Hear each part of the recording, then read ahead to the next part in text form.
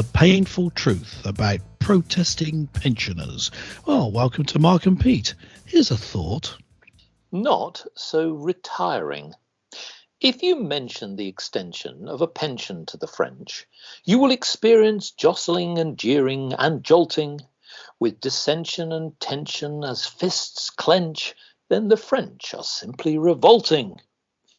Yes, the streets of France are ablaze once again, and this is in protest to Macron's raising of the pension age. More than 1 million people have taken to the streets across France, simply are in an action against this measure to try and push the pension age further. Now, the demonstrations were sparked by this legislation, raising the retirement age from the age of 62 to 64. Now, many unions have claimed that this is not great. In fact, what we've even had to see is, yes, even King Charles III has had to cancel his state visit to the country. Dear, oh dear. Well, Macron looks to have egg on his face. Or does he? Is he actually right to do this? There's times now where people are living longer, they're earning more, and perhaps this is the time where the French need to get real. Well, it's not just the French. Many other European countries are also up in arms at the concept of actually increasing retirement age. Clergyman Pete, I ask you, what do you think about the revolting French? And more importantly, what do you think about government pensions? Well, I can understand the French leaving Macron with earth on his visage because he has tried to introduce a change quite suddenly. And I think there was a whole revolution about that in the United States about changing taxation. Yes. No taxation without representation. Yes. And talking about Macron in particular, he was sort of foisted upon them. He came out of nowhere, supported by mystery backers with no real political background to become president. It's all very suspicious that he's president in the first place. And there he is putting into place policies which are not popular, and yet he remains in place. So I understand the specific French case, that here he is doing something that directly affects us, because if you have the age at which you can take your pension delayed, that it's effectively costing you, if you've been planning, you budgeted for that to happen.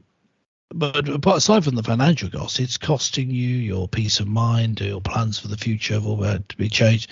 But I imagine the outrage is because it's been foisted on someone for whom most people think, well, I didn't vote for him, or I did, but I was tricked into it because of all the clever marketing. And so I think that clever and expensive marketing. So I think that's that specific case. But pensions in general, well, I think the state pension just isn't a good idea. I mean, when it was introduced in Britain, I know that it was the adult not the adult age, the male age rather for pension, for starting to receive the pension was 65, and for women it was 60. But at that time, it was thought that you wouldn't live for much longer after that, whereas the age has got longer and longer. So it wasn't like you were meant to have a long retirement. It was for people who were really reaching the end of their life, just to make the end of their lives comfortable. So not that many people would claim it. It's just got out of hand. It was one of these nice ideas that in practice turned out to be unworkable. Well, I think to that point here, you're right. It's the model, isn't it? I think that for many years, to your idea that if you reached a certain age in your dotage, you completed your working career, this was to supplement, your pension life. Now, many people, even the past, present, and in the future, will have their own private savings. But in today's world, with the cost of living, many people just don't have that. And of course, the other side to it is that in the broad welfare state principle, the idea that, you are living longer, you're putting more burden on other services like the healthcare services and many others. The state can only afford so much. Now, here's my take on this. I do think that there's a time to rethink the model, and I also think that there should be some better mechanism in thinking Yeah. about how do you plan to really look after yourself later in life. And I don't have a problem with the principle of a state contribution. But what I do have the problem with is when the state constantly shifts the goalpost, to your point. Now, if we take our generation, I was told very much at school that the state pension would cover you for everything that you needed in your state life. Of course, we laugh at it today because, of course, that's just never practical. And I know that the monies that we'll talk about this in terms of what you would might actually receive as a single person or as a married couple, etc.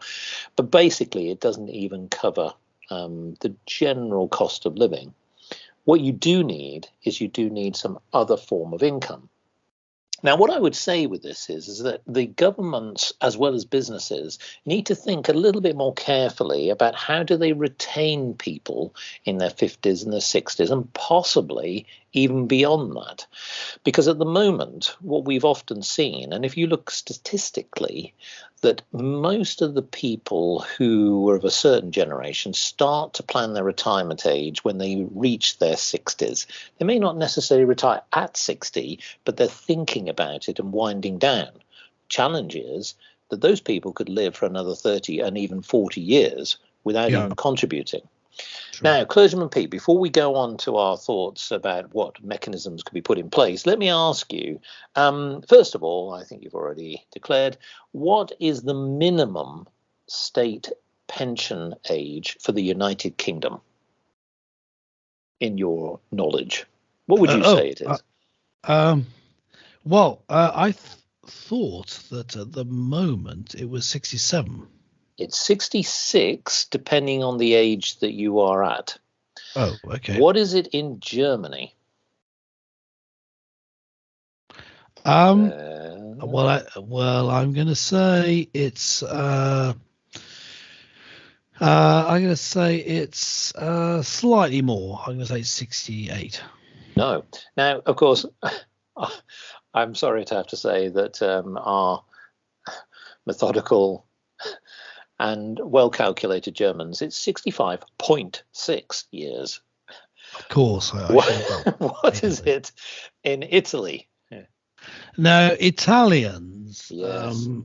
Well, I think they're going to be it's going to be 65. It's going to just stuck at 65. No, it's 67. Now, the funny thing here is we already have declared that France currently is 62, but even ironically, as Macron intends to lift it to 64, it's below the likes of Spain and Belgium at 65. Now, I think that you're going to see something, folks, here. Now, here's a prediction for you. I think all of those countries over the next 5 to 10 years will be increasing them towards the late 60s. And I think that there'll soon, not far away, be a 70-year threshold. And again, let's come back to this point about the model. You know, for many people, a pension should be something that is calculated, scalable, and flexible. So my point is this, folks. If you are contributing, like in the United Kingdom, to a state pension, the money that you put into that fund, which is a form of a national insurance contribution in the United Kingdom, but essentially it's a tax, puts away money for you so that if you've contributed enough years, so I think in the United Kingdom it's 35 years worth of tax contributions, you will then reach a threshold where you will be able to, at a certain point, get to a pension age. But here's my point. At all that point, you cannot, until you reach that age, take that money and put it somewhere else. Meaning that fund, if you like, you can with other pensions, private pensions, where you can shift funds and put it elsewhere. Now, here's my thought. What if we could actually have more flexibility? Not that you change it every day, every week, every month, but the point being is, why can't we start to think about it in a much more flexible way and have it managed in that way? Because let's be honest, as I come back to, my generation was told, I remember very clearly, that you could live off the pension age. of the pension contribution. That cannot be the case today. And so you're already into the journey of the promise of the contract, dare I say. Yes. So, closing Yeah. Pete, I'll ask you, what else do you think that should be done when it comes to a new generation, a new model for pensions? Well, look, I mean, I think the problem is that it's the wrong model. I was talking about ditching it altogether, but if you're going to do that, right, then you should at least make it what it pretends to be. I Yeah. mean, national insurance, supposedly money is going in, as you were saying, that happens. Money's going in, and then you take that money out to your retirement. It's invested, you take that money out to your retirement. That isn't actually what happens, of course. It's a theoretical paperwork exercise. In fact, what happens is the money you receive comes from current taxpayers. Mm. It's not really that you invest the money and then that's how much money you get.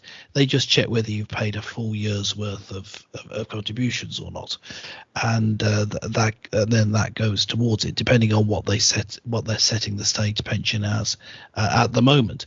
But the money itself, in any case, doesn't come from the contributions you put in. It doesn't get stored anywhere. It's not ring fenced money, is what I'm saying. The money you get comes from current taxpayers, so you are dependent on them being able to cover it. So if there's a complete financial meltdown, you're not getting your pension. And I think if you change it such that you were actually paying into a fund like you do in a private pension, and that money is then invested, but the money can't go anywhere else, then I would say, yeah, that would be a change for the better, because you would then have more assurance that you're actually going to get the money. Yeah. But however, I do think that the better way to go forward is just to be honest with the fact that it's really unaffordable, and that's why they're having to put up the pension age each time. And I don't see a problem with it putting up to a really high age, and just having it simpler that you can retire due to ill health, which could be due to old age, to just slimline the system. Oh, I can't work anymore because I'm just too decrepit, such as yourself, Mark. Well, of course. Yes. Really allow people to get to such an age when they're not likely to live that longer, 80, whatever it is, because that's why 65 was chosen in the first place. I think we've drifted away from what it was meant to be, which was like a safety net. If you didn't have children who could look after you, you didn't have any private pension arrangements, then the state would at least look after you. And that's what I think the problem. I think if we aren't hard-headed about these things and make these tough decisions, then we're going to end up ruining the country. I think we put our government in place to make those difficult decisions, but in practice they then get voted out of office. So it's a real. I realize it's tough, but that's the decision that should be taken. I mean, from a biblical point of view, the retirement isn't really envisaged as such, in that it doesn't imagine the state getting involved. It imagines your family looking after you, specifically. Your children are going to look after you in your dotage. Now, I know that society has so much changed that that's not the way things happen these days. But just as we're drawing to the end of this episode, I would say that that's something. If you talk about the whole flow of history, let's try and get back to a point where families are able to take care of each other. And you can do that with how you handle inheritance law, with the amount of tax you pay to the national government being reduced and that sort of thing. But that would be a long-term aspirational aim. What I would say in terms of sorting it, what can you do to change things now is ring fence the money, one thing. And second thing is, put up the age, because if you allow for people to retire due to ill health because they can't work anymore, then there shouldn't be a problem. What do you think? Well, I agree, and I definitely think the model needs to happen. And to the point of politicians, this is a big lesson yet again, which is somebody's now going to have to make some harsh decisions, partly because of we're already seeing, as you say, the meltdown of certain financial banks, institutes, etc., organizations that are quite crucial to pensions, private pensions in particular. And state pensions is one thing, but as we've said, don't cover your full means. But private pensions are so subject to wars, technology companies and energy companies going peaks and troughs of profitability, etc. And it's very difficult for people to plan. I think the model needs to be rethought. And now is the time where I think that we need to have a different approach to the way pensions work. I do agree with one thing, which is that subject to health, which can affect anybody, doesn't matter whether we're all talking about people typically who tend to be of a more mature age, because that's what we're talking about. But that's not always the case, ironically, for those who perhaps suffer illnesses at a younger age. So they still clearly need to be catered for. But I agree with the principle of family. I think that's very important. But I also think that society needs to change its view. And here's the thing, from my side, from a business perspective, businesses need to think about how do they retain talent at a mature age, encourage talent to not only help those who are coming into industries, so you effectively knowledge transfer. Because quite simply, if I take a recent example that was brought to light, the government, that's the United Kingdom government, was trying to encourage people back from those who basically left the workforce in their 50s. The reason, politicians, that those people in their 50s were not in working arrangements was because they'd been kicked out. And so the point here is that once you throw somebody on a scrap heap, it's very difficult to get back in again. So the mechanisms of training shouldn't be just at the one end, at those who are coming into industry. It should be throughout the entire process.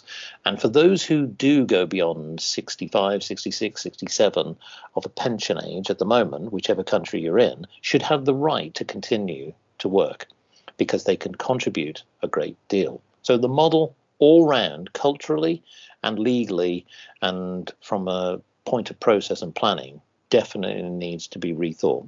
I'd be interested to know what our listeners think. Yes, let us know. Go to markandpete.com. Just make sure you're subscribed.